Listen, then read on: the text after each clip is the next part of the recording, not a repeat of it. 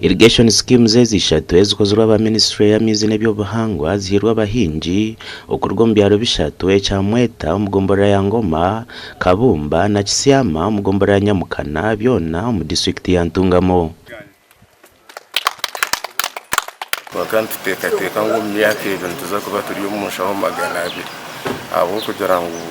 abwamizi obwire bwago gukurabya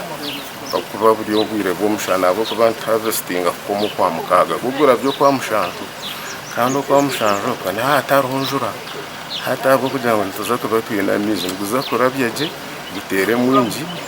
shoro mu mwana mwinji kwa desente nyinji umwana ogubona gwa hanga ya kwadrakera niha mwasha honka magana 3 no reba n'ikintu cyangwa munonga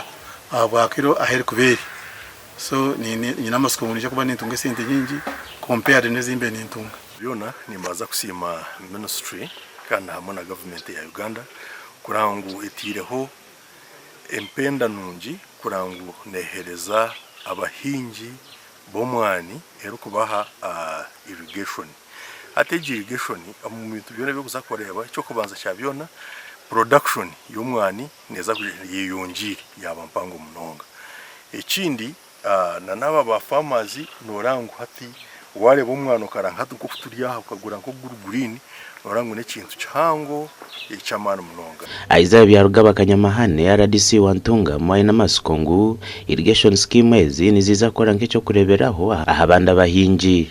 demonstration farms hata n'icyo kureberaho cy'abahingi bitu n'abalisa bitu kugira ngo babijumbire muri izi programs izi kandi program ne kigende mu mesho kugira ngo bona barashabe ni baza kubayisa amezi kandi babase kuruga mu cy'enjura kubura ate ubwenjure gwire ubumushana guriho atuguna basa kusharura emirimeji twebaza abantu bona most especially abo district n'aba ministry of water abakwatanise nitwe kureba ngo twagikora twajumaro mbwire ubutwabete specify injiri